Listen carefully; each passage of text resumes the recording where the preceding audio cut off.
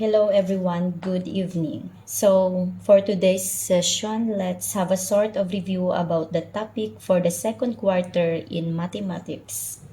So let's start with the terms. First, cubit. Anong ginatawag na cubit? This is one of the ancient unit of measure. This measures from the middle finger to the elbow. Again, cubit.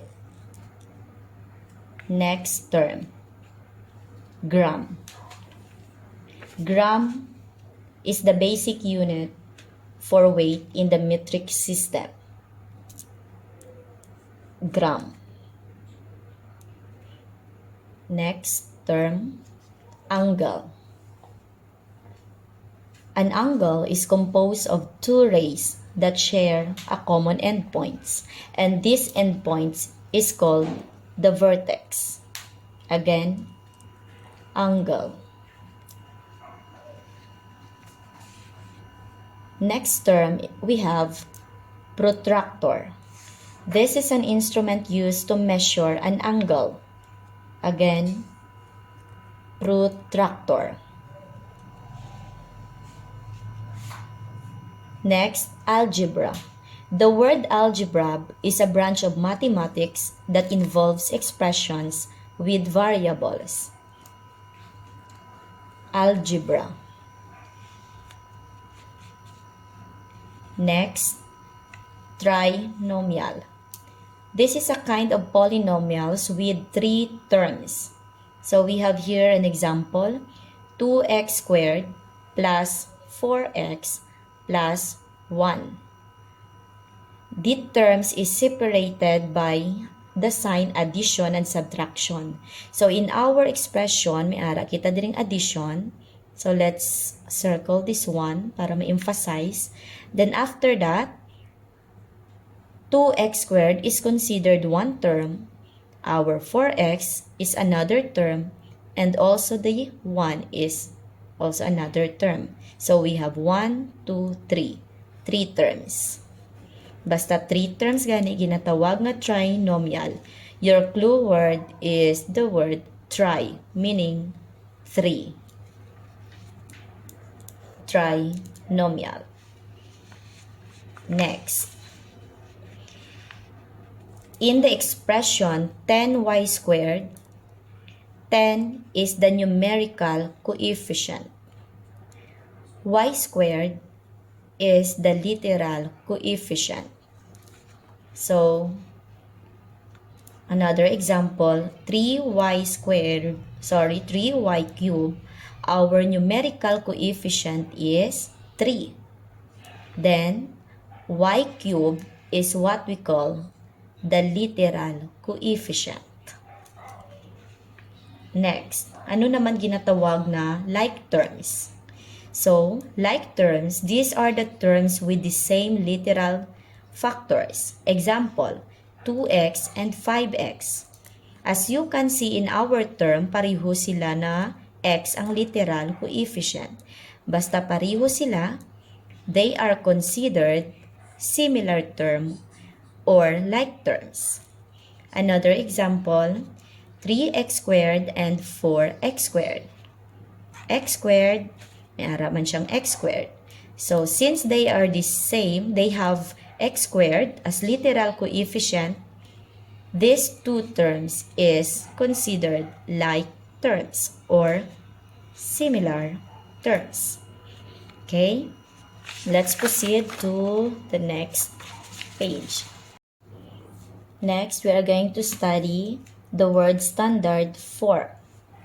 Paano natin ma-convert ang given expression into standard form? So like for example, we are given 8x to the 5th plus 2x squared plus 4x cubed plus x to the 4th. To convert this given expression into standard form, what are we going to do? So, we are going to find pangitaon ng naton ang may pinaka-highest degree. So, look at the exponent. Since x to the 5th, amo ni siyang pinakadakong exponent, we have 5, 2, 3, and 4. So, 5, highest. So, you are going to copy 8x to the 5th. After sang 5, ano naman ang ikaduwa nga highest? Of course, 4. So, we are going to copy plus x to the 4th. Next, what is the next highest is 3. So, copy 4x cubed. And lastly, we have x squared. So, we have 2x squared. This is the standard form of our given expression. As you can see, from the highest degree to the lowest, 5, 4, 3, 2. Okay. So, we have here the final x, 8x to the 5th plus x to the 4th plus 4x cubed plus 2x squared. Okay, next, we have the word quartic. Ano namang natawag na quartic? So, quartic is a polynomial with a degree of 4. So, example, 3x squared y squared plus 2. So, in our expression, we are given binomial. So, we are going to get the degree of each term. First, this term, pangitao natin ang degree niya. Paano magkuha sang degree? We are going to add only the exponent of the variables. So, 2 and 2. 2 plus 2 is 4. Then, get the degree of the second term. Our second term is a constant. The degree of the constant is always 0. After that, i-compare natin 4 and 0. Diin ang pinakamataas. Of course, we have 4. So, the degree of our expression is 4. Kung 4 siya, that is what we call quartic. Next is the word cubic. Magambal kitang cubic, this is a polynomial with degree of 3. So, example, we are given this expression 4x cubed plus y. If we are given a binomial, we are going to get the degree of each term. So, the degree of 4x cubed is 3. Get only the sum of the exponents. So, since we have only the x, may exponent kitang 3, that's why the degree is 3. The second term, we have y. Wala siya exponent, but that is considered na may 1 siya. So, the degree of this term is 1. After that, compare. Diin ang highest, of course, we have 3. If the degree is 3, that is what we call cubic. Next, if we are given this expression 10x squared plus 2 if x is equal to 3, so we are going to get the value. Okay, so we have 10x squared plus 2. I-substitute lang natin ang 3 sa aton expression. So, isla natin si x ang 3.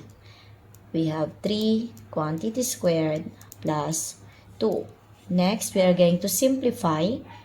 10 times 3 squared is 9. Okay, so plus 2. Paano siya naging 9? So, 3 squared meaning sina, you are going to multiply 3 2 times or twice sa iya kaugalingon. So, we have 3 times 3. Nakuha natin 9. Okay? Next.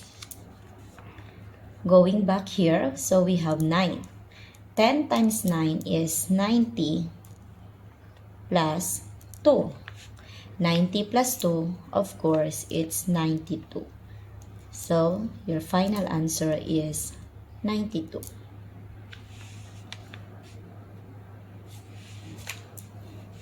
So, we have here 92. Okay, always take note. In adding polynomial, always add the numerical coefficient and keep the literal coefficient. So example, we are given 4x squared plus 2x squared. So, ang numerical 4 and 2. I-plus natin. So, 4 plus 2 is 6. Then, just copy the literal coefficient. X squared. Kapihon mo lang siya. Okay.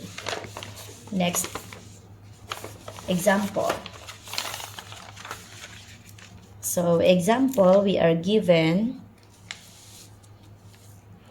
5a plus 7a. So, numerical coefficient, we have 5 and 7. Of course, 5 plus 7, it's 12. Then, copy the numerical coefficient, which is a. So, butang natin a. Final answer is 12a. Next.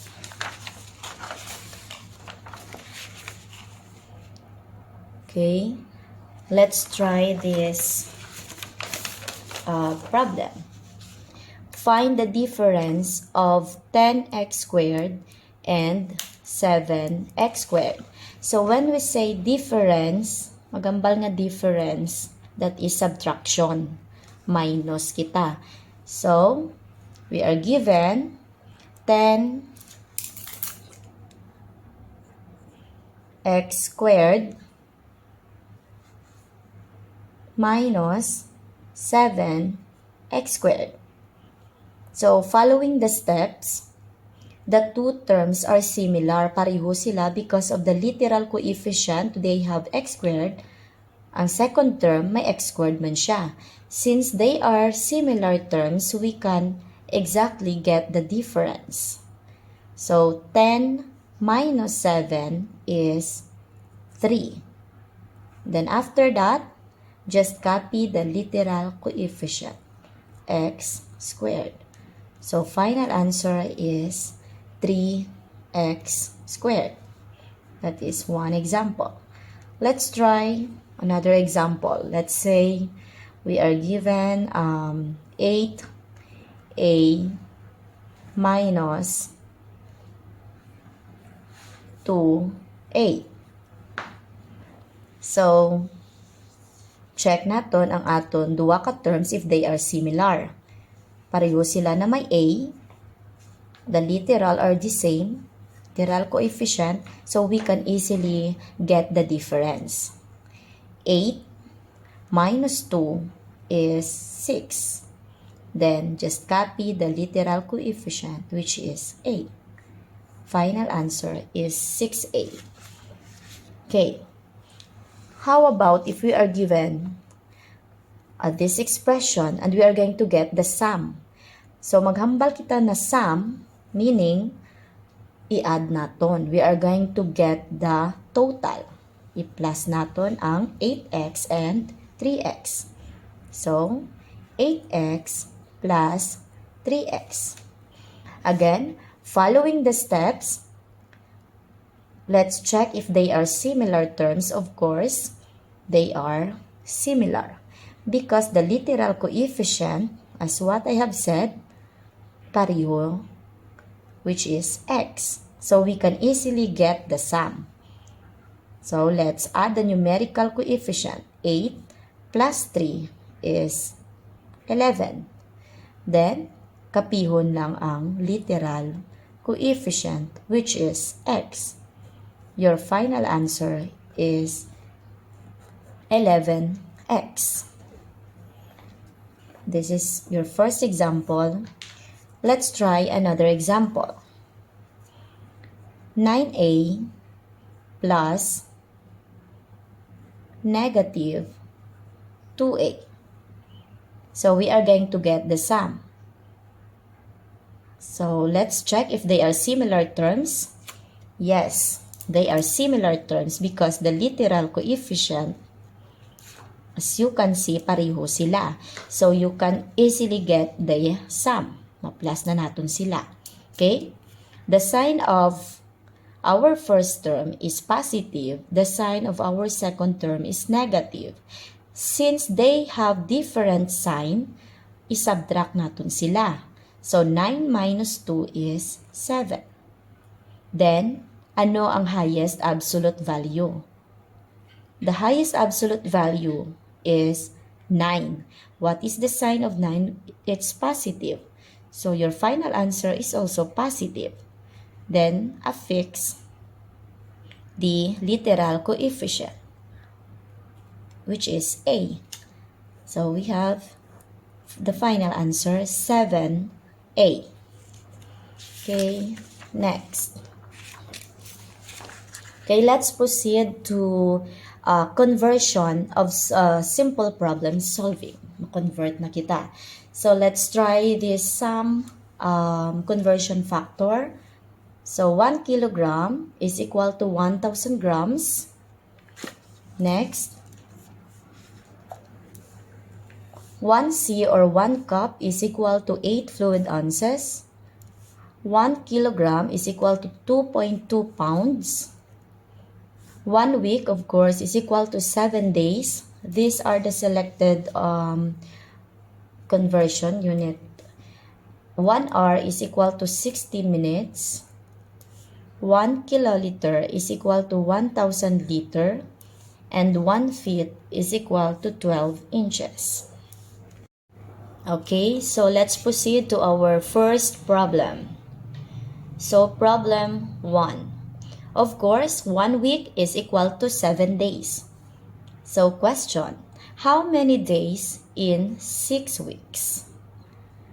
So, since 1 week, sulat natin, is equal to 7 days.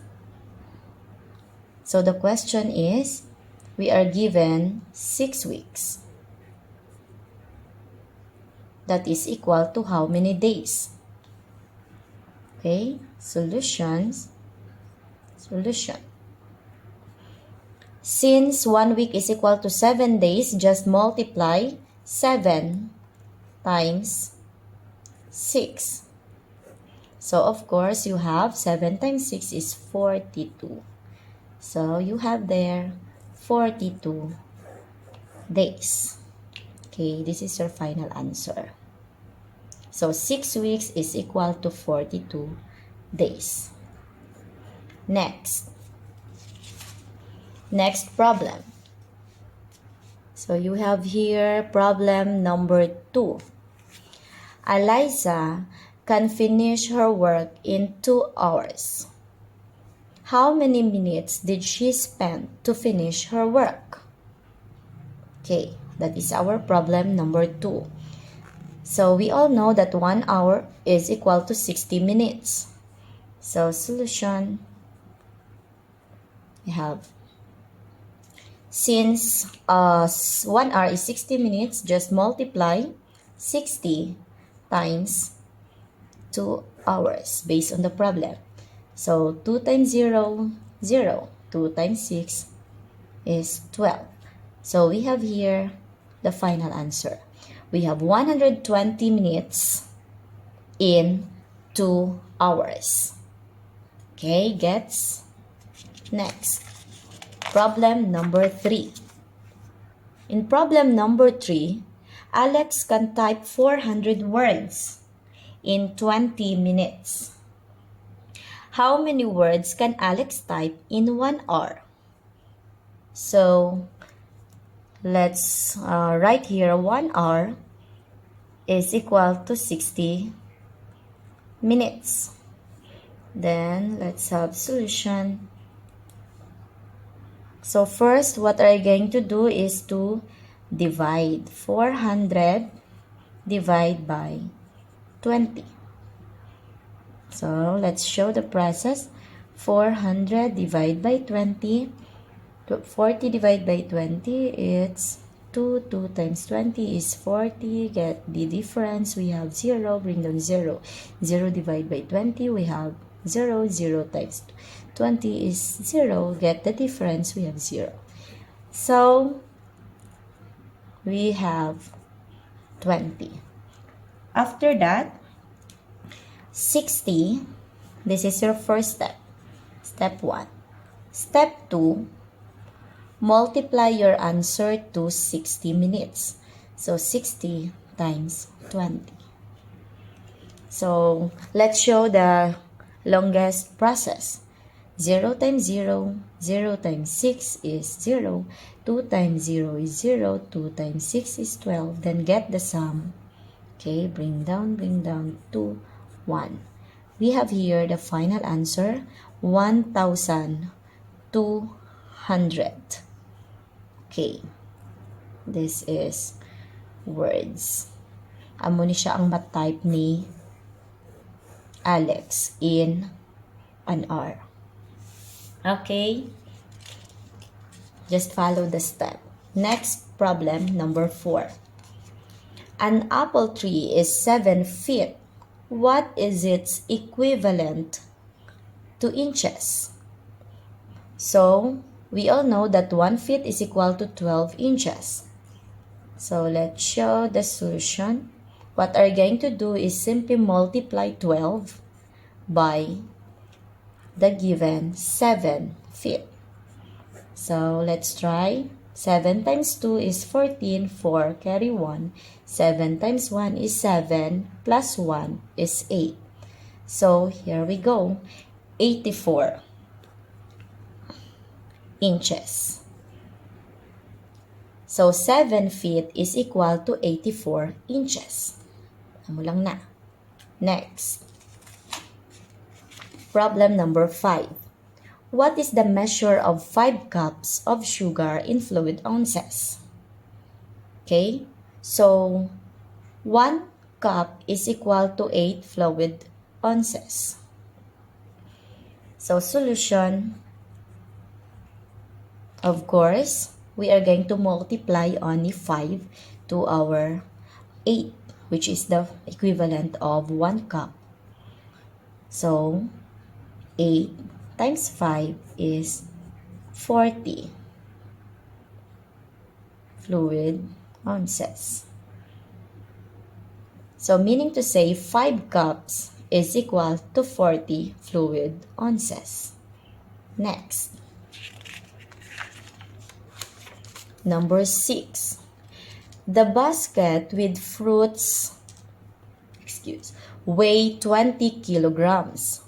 What is its weight in grams? So you are going to convert only 20 kilograms to grams. So 1 kilogram is equal to 1,000 grams. So solution,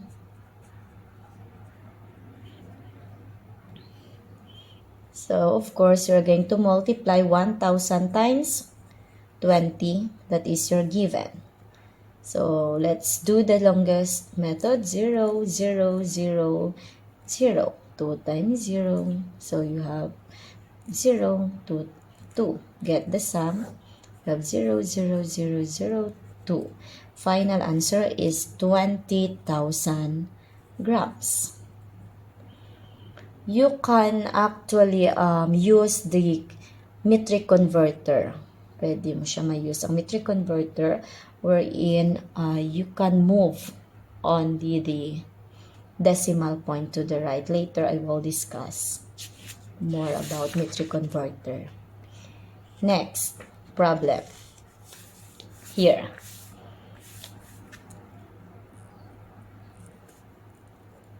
So, we are given 3.5 liter is how many ml?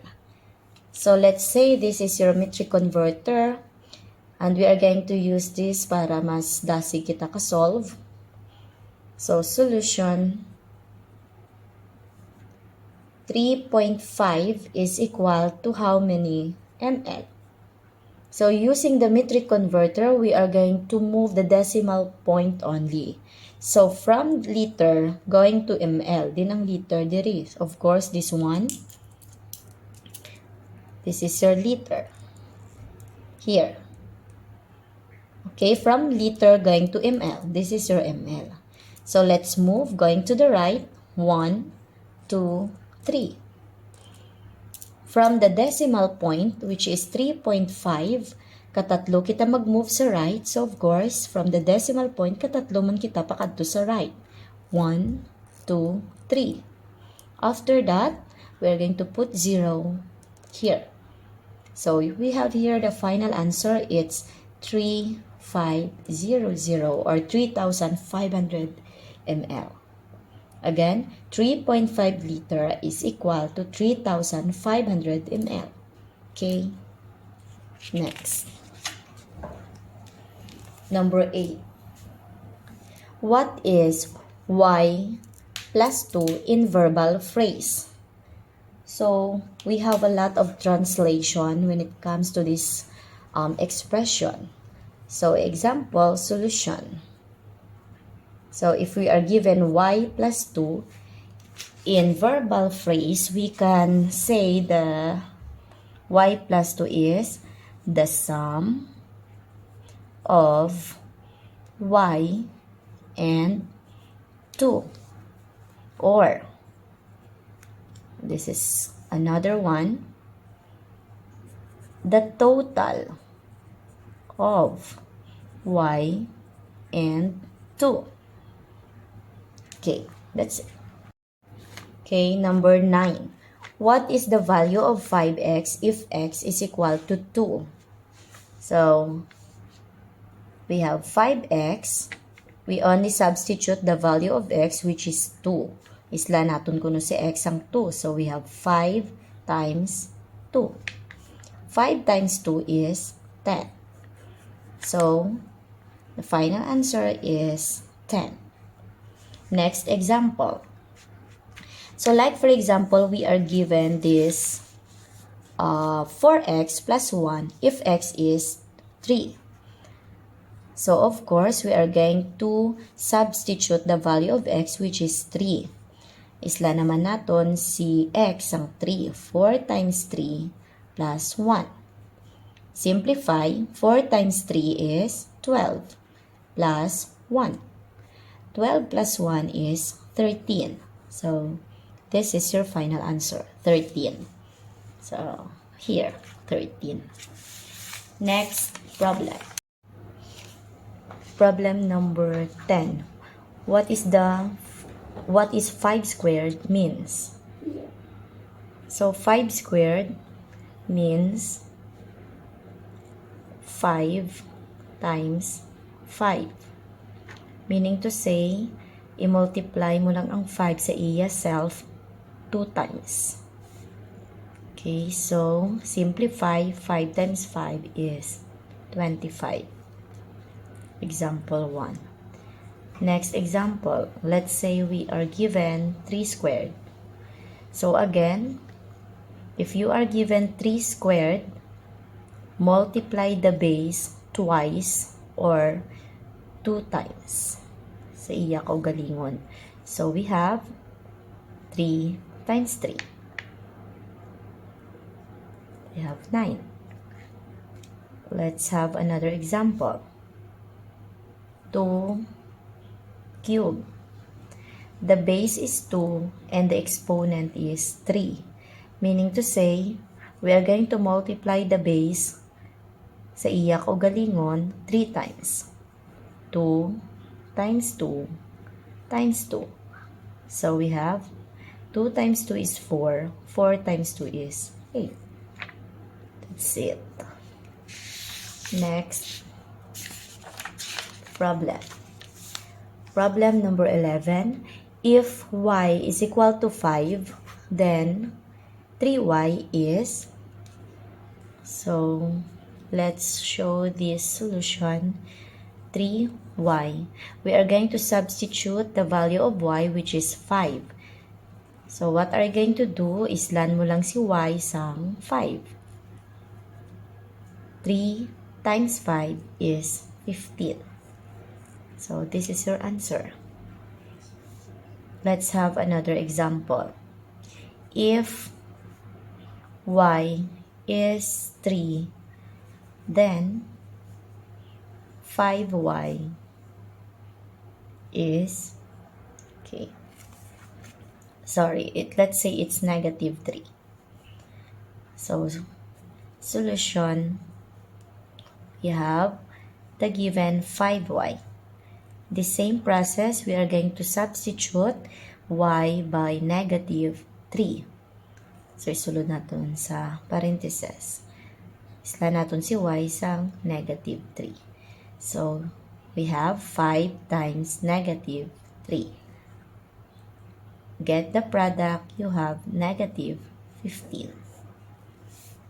Next problem. What is the value of 4x squared plus 3 if x is equal to 3? If we are given this problem, so the same process, just substitute the value of x, which is 3, to our expression. So copy first the expression, 4x squared plus 3. 4, okay, isla natin si x ang 3. We have 3 squared plus 3. After that, hindi ka pwede ka multiply that. I get first the square of this base, which is 3. So, copy 4 times. 3 squared means 9. As what I have discussed a while ago, 3 squared meaning sina, multiply mo ang base sa iya self 2 times. So, we have 3 times 3, it's 9. That's why we have here 9 plus 3. Next, let's simplify. 4 times 9, it's 36 plus 3. Get the sum, we have 39. Okay, that's it. Let's try this example. What is the value of 5x squared plus 1 if x is equal to 2?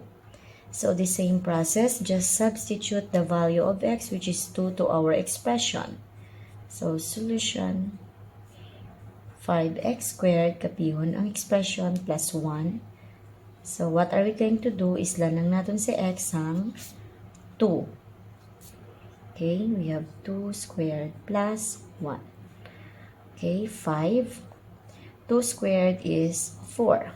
Same process. 2 squared is show natin, meaning sina, multiply mo ang base sa iya ko galingon 2 times. So we have here 2 times 2 is 4. That's why naging 4 dari. Plus 1. Simplify. 5 times 4 is 20 plus 1. 20 plus 1 is 21. Okay, so the final answer is 21. Next problem. If x is equal to negative 3, what is x squared minus 2x plus 3? So the same process, just substitute the value of x, which is negative 3. So, solution, copy the expression, which is x squared minus 2x plus 3. Again, isla natin si x ang negative 3. So, here we go, minus 2 times, islan si x ang negative 3 plus 3. Next, let's simplify. Negative 3 squared is 9. Okay, nag 9 siya. So, let's show. Negative 3 squared, meaning sina, kaduwa mo i-multiply sa iya ka ugalingon. So, negative 3 times negative 3. So, going back to the rules of the integers, so kung pareho silang sign, it's positive. Negative 3 times negative 3 is positive 9. That's why negative 3 squared is 9. Okay, negative 2 times negative 3, same sign, it's positive, so plus 6. Then copy plus 3. Okay, get the sum, 9 plus 6, 15, plus 3, it's 18. Final answer is 18. Okay. Next, number 14. what is the sum of 4x and 6x? When we say sum, i-add naton sila. I-plus naton ang aton given, which is 4x and 6x. So, solution, 4x plus 6x. So, in adding, let's recall these steps. We can only add if they are similar terms. So, as you can see, the same ang ila literal coefficient. So, we can easily combine these two terms. So, 4 plus 6 is 10. Then, affix the literal coefficient, which is x. Final answer is 10x squared. Okay, last problem. What is the difference of 4x squared and 2x squared? So, maghambal kita difference, of course, we are going to subtract. Solution. So, 4x squared minus 2x squared. So, following the steps, we can only subtract the two terms if they are similar terms. So, the literal coefficient is the same. So, ma-minus nato ni sila. Okay, they are similar terms. 4 minus 2 is 2. Then, just copy the literal coefficient, which is x squared. So, we have here the final answer, 2x squared.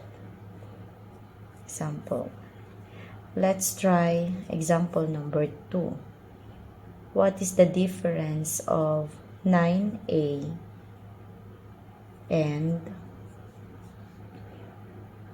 negative 6a? So, solution. To get the difference, 9a minus negative 6a. So, following the KCCP or the keep, change, proceed, of course, we are going to copy the first term, 9a, keep. This will become plus, change. Then, this second term will become positive 6a, change also. Then, P stand for proceed. So, going back to the rules of addition, if they have the same sign, you are going to add. 9 plus 6 is 15. Copy the literal coefficient, which is a. We have the final answer, 15a. Okay. So, that's all for today. If you have questions, you can leave comments. So, thank you and God bless everyone.